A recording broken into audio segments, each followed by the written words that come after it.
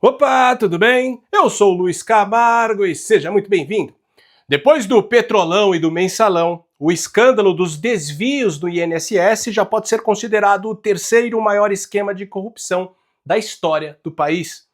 O rombo já ultrapassa 6 bilhões de reais.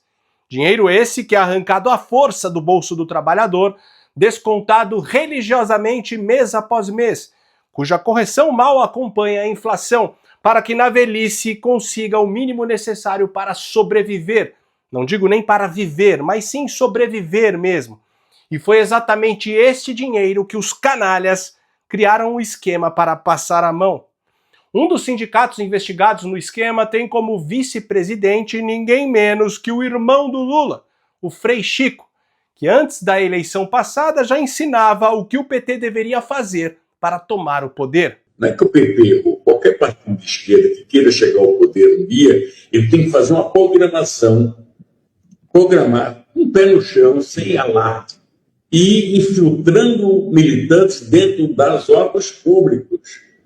É juiz, é promotor, procurador, é essas coisas. E dentro dos militares também.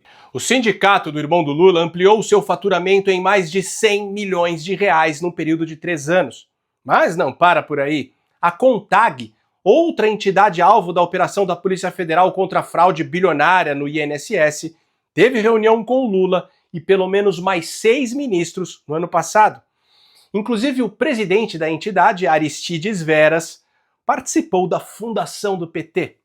O ministro da Previdência Social do Lula, Carlos Lupe, foi informado ainda em junho de 2023 sobre o aumento de descontos indevidos em benefícios de aposentados, mas levou quase um ano para adotar providências.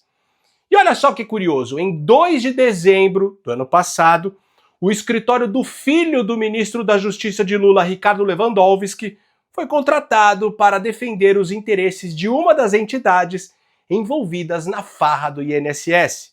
Bom, em 2019, Bolsonaro sancionou uma lei para evitar fraudes no INSS, mas em 2023, o atual governo derrubou a lei. À tarde, o presidente sancionou a lei de combate às fraudes previdenciárias. A expectativa é evitar despesas da ordem de quase 10 bilhões de reais. Sabemos, são extensas fraudes, não é só na Previdência.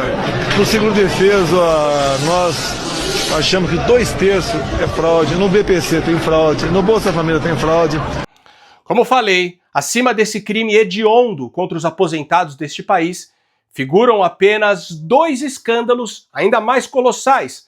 O Mensalão, que institucionalizou a compra de apoio parlamentar com dinheiro público, e em primeiríssimo lugar, temos a Operação Lava Jato, que deflagrou não o maior esquema de corrupção da história do Brasil, mas da história da humanidade. Estima-se que mais de 8 trilhões, não estamos falando de milhão nem de bilhão, estamos falando de mais de 8 trilhões de reais que durante 13 anos foram surrupiados dos cofres públicos por meio de desvios, fraudes e propinas. O que estes 13 escândalos de corrupção têm em comum é que aconteceram nos governos do PT. E mesmo com esse histórico de devastação moral, institucional e econômica, em 2022, parte da população brasileira foi induzida por um sistema aparelhado, por uma corte eleitoral parcial e por uma máquina de propaganda implacável a trazer a quadrilha de volta à cena do crime. Escolheram o ladrão ao invés do capitão. E o capitão avisou. Se vocês botarem um pinguço para dirigir o Brasil, um cara sem qualquer responsabilidade, que tem um rastro de corrupção, um rastro de deboche para com a família brasileira, de ataques a padres, a pastores, de ataque às Forças Armadas, de ataque aos policiais. Vocês acham que vai dar certo? Vocês vão continuar com o emprego de vocês aí? Esse regime deles só dá certo até acabar o dinheiro do país e acaba rapidamente. Compare, veja os meus ministros e os futuros ministros de Lula. Ele não fala quem vai ser. Ele não diz quem vai ser. Vai trazer essa quadrilha de incompetentes para comandar o Brasil. Não vai dar certo. O pior de tudo é ver o STF, através de Alexandre de Moraes, fazer de tudo para tirar o foco do escândalo do INSS. Primeiro mandou um oficial de justiça intimar Bolsonaro na UTI. Depois mandou prender o Fernando Collor, tirando da cartola um processo da Lava Jato que até então os ministros haviam enterrado E agora esse mesmo STF costura um projeto juntamente com Alcolumbre e Hugo Motta para tentar salvar a imagem da corte e enterrar de vez a anistia aos presos do 8 de janeiro. Só que tem um probleminha aí. Ao fazer isso, o STF está confessando que chamar os atos de 8 de janeiro de golpe não passa de uma farsa para manter o regime e eliminar a oposição. E é exatamente isso que vamos analisar com mais profundidade no vídeo de hoje. E claro, você deve estar se perguntando o que isso tem a ver com o roubo do INSS. Tudo a ver. Calma que você já vai entender. Mas antes, já vai mandando aquele like esperto no vídeo. Deixe também um comentário qualquer, nem que seja só um alô mesmo, pois isso faz com que a plataforma entregue o vídeo para mais pessoas. Aproveita também e confere se você continua inscrito no canal. Aciona o sininho das notificações e se for novo por aqui, me dê essa moral e se inscreva no canal. Pessoal, como a gente sabe, nas escolas, na grande mídia e até mesmo nos filmes, parece que existe um esforço coordenado não só para reescrever o passado do Brasil, mas também para distorcer o nosso presente. Hoje, mais do que nunca, narrativas são usadas como ferramentas para censurar, controlar e moldar a forma como enxergamos a realidade. Estou falando isso porque neste mês a Gazeta do Povo decidiu revelar um capítulo esquecido, ou melhor, pouco divulgado da nossa história: a influência do cristianismo no descobrimento do Brasil. Conteúdo este que está reunido numa obra primorosa e exclusiva: o e-book A Ordem de Cristo e a História Secreta do Descobrimento. Um material incrível baseado em fatos muitas vezes ignorados pela história oficial, mas que nos ajudam a entender por que nossa identidade como nação está sendo desconstruída até hoje. Se você ficou interessado e quer ter acesso a esse conteúdo, basta assinar agora mesmo a Gazeta do Povo. Inclusive eu pedi para a Gazeta estender por mais alguns dias a promoção de R$ 1,90, ou seja, por apenas R$ 1,90 por mês durante 6 meses, você garante o acesso ilimitado a todos os conteúdos da Gazeta, seja pelo site ou aplicativo, e ainda ganha de presente o e-book A Ordem de Cristo e a História Secreta do Descobrimento. Para isso, basta acessar gazetadopovo.com.br/Luiz Camargo. O cadastro é super rápido e simples, você faz em menos de 1 minuto. Como eu não canso de repetir, a disseminação da verdade é a nossa única arma contra a ditadura que assola esse país. A história nos mostra que nenhuma ditadura prospera sob uma população bem informada. Sendo assim, eu recomendo, leiam a Gazeta do Povo. Procurem se informar com um veículo de comunicação que não se curva ao sistema, que não cede às políticas ou conchavos do governo, e que por isso faz um jornalismo sério e comprometido com a verdade. Eu leio a Gazeta diariamente, inclusive é a minha principal fonte de pesquisa para fazer os vídeos aqui do canal.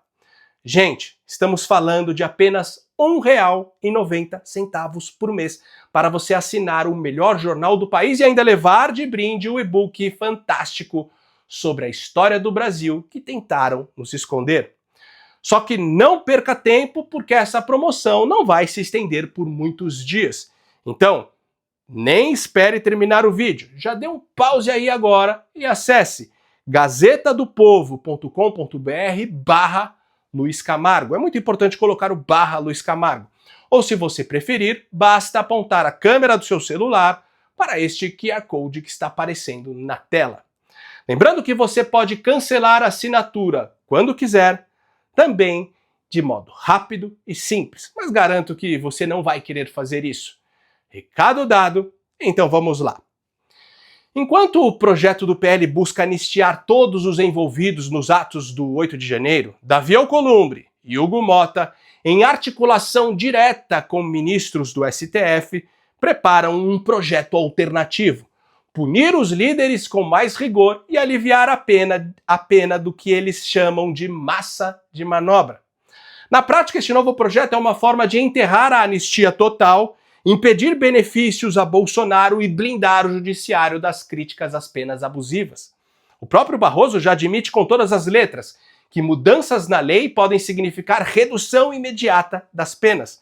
Ou seja, sem disfarces, está em andamento o fim factual da separação entre os poderes da República. Já não são os representantes eleitos pelo povo que ditam o rumo das leis. O parlamento foi reduzido a um órgão submisso, que apenas chancela de forma passiva as diretrizes impostas por um Supremo Tribunal Federal que assume de vez o papel de legislador. Os advogados de porta de cadeia alocados na mais alta corte do país decidem quais projetos devem prosperar, enquanto os presidentes das casas legislativas humilhantemente apenas executam suas vontades.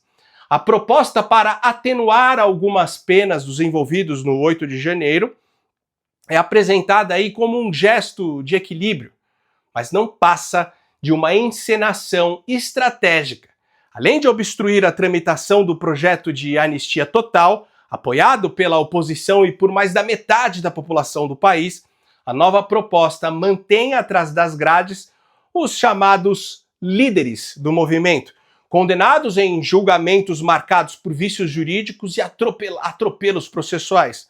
Trata-se, em essência, de uma engenharia de exclusão eleitoral. O STF, sob o pretexto de defesa da democracia, quer definir quem pode ou não disputar as eleições. O que significa que no regime vigente no Brasil, apesar de ainda existir o voto, a soberania popular foi completamente usurpada.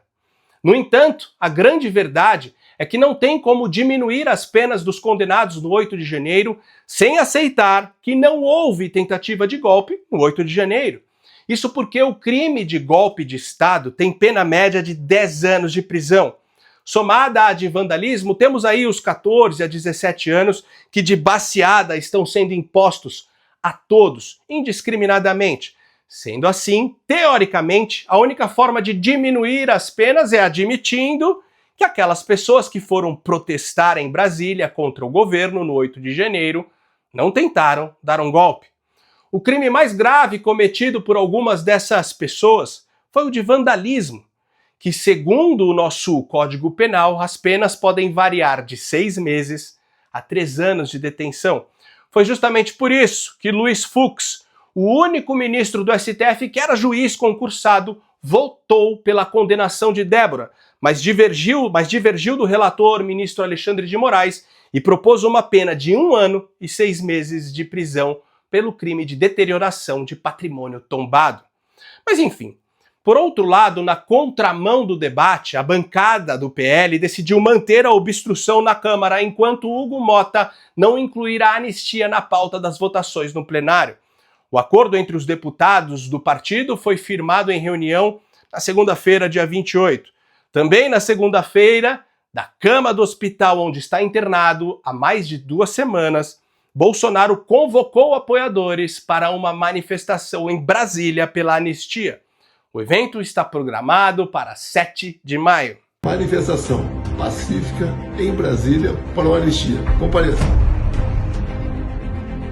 O povo brasileiro está tomando a consciência da maldade que está sendo praticada. Vamos todos a Brasília, quarta-feira, 7 de maio, a partir das 16 horas, na Torre de Televisão de Brasília, caminhada até o Congresso Nacional, manifestação pacífica em favor da anistia e para dar parabéns ao ministro Fux, que desmascarou a perversa e injusta condenação a Débora do Batom. Chega de covardia contra o povo brasileiro. Que a justiça prevaleça contra a injustiça. Anistia já! Parabéns, ministro Fux. Anistia já! É vergonhoso o que estamos assistindo no Brasil. Anistia já! O povo precisa se manifestar. Leve o seu celular. Iremos registrar tudo neste ato em prol da liberdade da Débora e de todos os presos injustiçados. Bom, como você deve saber, semana passada Hugo Mota decidiu não pautar a anistia. O Colégio de Líderes discutiu de forma exaustiva, onde todos os líderes presentes, que representam algo em torno de quase 500 parlamentares, alguns líderes estiveram ausentes, e especificamente sobre o tema da urgência da anistia, se foi decidido pelo adiamento da pauta desse requerimento de urgência.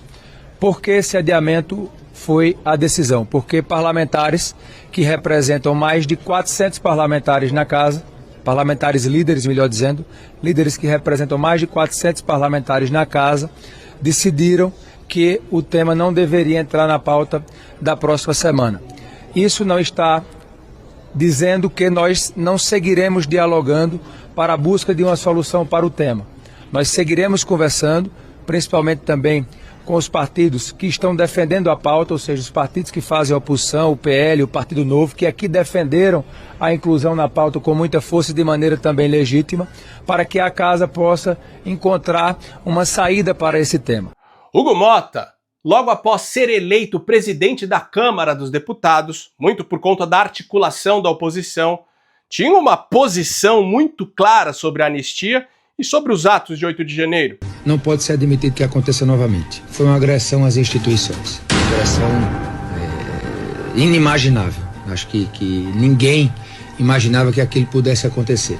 Agora, querer dizer que foi um golpe, golpe tem que ter um líder, golpe tem que ter uma pessoa estimulando, tem que ter apoio de outras instituições interessadas, como as Forças Armadas. Não teve isso. Ali foram vândalos, baderneiros, que queriam, com inconformidade com o resultado da eleição, demonstrar sua revolta, achando que aquilo ali poderia resolver, talvez, o não prosseguimento do mandato do presidente Lula. E o Brasil foi muito feliz na resposta. O senhor não admite que foi uma tentativa de golpe? As instituições, elas se posicionaram de maneira muito firme. O Congresso estava funcionando na outra semana, o Supremo estava aberto, o Palácio do Planalto da mesma forma. Então, a resposta ela foi dada. Da mesma forma, você não pode, por exemplo, penalizar uma senhora que passou na frente lá do Palácio, não fez nada, não jogou uma pedra, receber 17 anos de pena para regime fechado.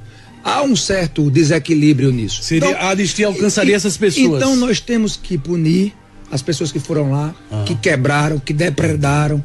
Essas pessoas sim precisam e devem ser punidas para que isso não aconteça novamente. Mas entendo também que não dá para exagerar no sentido das penalidades com quem não cometeu atos de tanta gravidade, melhor dizendo.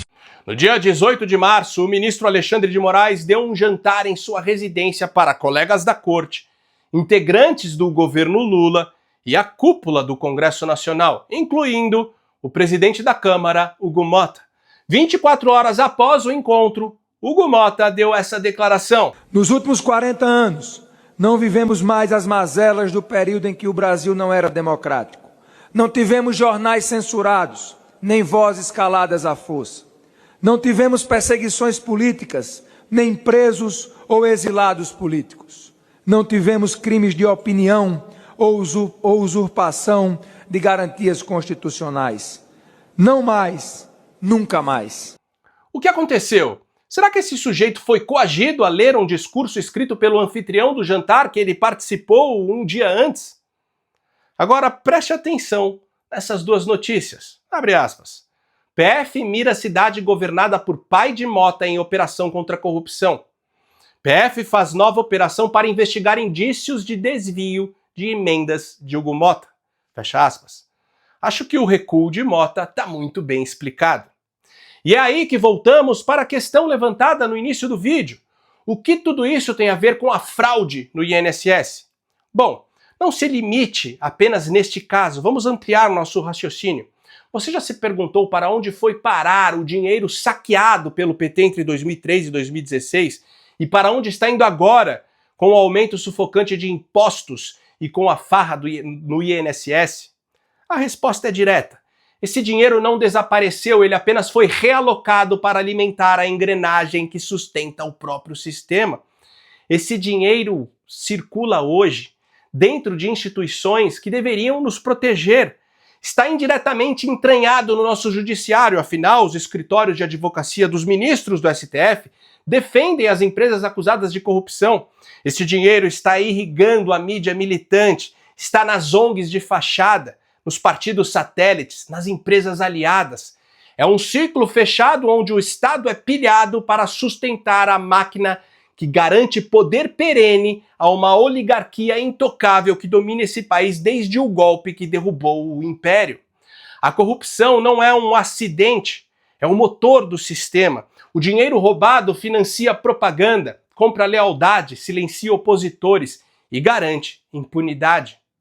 Quando as redes sociais ameaçam, tentam censurá-la. Quando a oposição cresce, tratam de eliminá-la. Quando um presidente atua fora da cartilha, o inviabilizam. Nem que para isso se utilizem de um suposto golpe que jamais aconteceu. Temos que entender que não estamos mais diante de meras disputas políticas, mas sim de uma estrutura que sobrevive de parasitar o Estado para perpetuar sua dominação. E essa estrutura fará qualquer coisa para não morrer. Bom, o jogo é bruto, eu sei, mas desistir não é opção. A vida é uma constante batalha. Não parar, não precipitar, não retroceder. Se você gostou desse vídeo e acha esse tipo de conteúdo importante, considere de verdade ajudar a manter esse canal em plena atividade. Pode ser com qualquer valor. Minha chave Pix é o e-mail luiscamargopix@yahoo.com. Luiz Camargo Pix tudo junto, luisconz@yahoo.com. Não tem BR. Ou se preferir, o link do nosso Apoia-se está aqui na descrição do vídeo. Também não deixe de assinar a Gazeta do Povo por apenas R$ 1,90 por mês e ainda levar de brinde o e-book A Ordem de Cristo e a História Secreta do Descobrimento. Basta acessar gazetadopovo.com.br/Luiz Camargo, ou se você preferir, basta apontar a câmera do seu celular para este QR Code que está aparecendo na tela. No mais, curte e compartilhe ao máximo esse vídeo, deixe aqui o seu comentário para ajudar no engajamento e me siga em todas as redes sociais, @LuizCamargoVlog. Então até o próximo vídeo, valeu!